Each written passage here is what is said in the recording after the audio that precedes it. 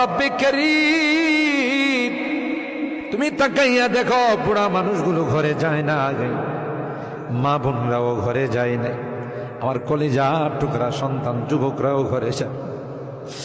কাঙ্গালের মতো হাত বাড়াইছি,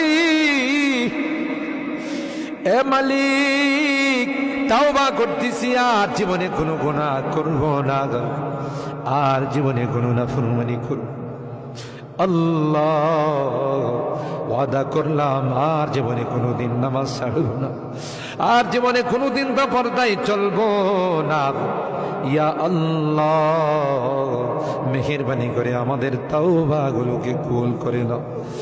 ইয়া আরহামার রাহিমিন, ইয়া আকরামাল আকরামিন। আল্লাহ, মনে চাইছে বিছনায় আরাম করার জন্য, না না না, আরামের ঘুমকে হারাম করে, শীতকে উপেক্ষা করে শুধুমাত্র কেবলমাত্র আল্লাহ তোমার কাছে তাওবা করার জন্য বসে রইলাম।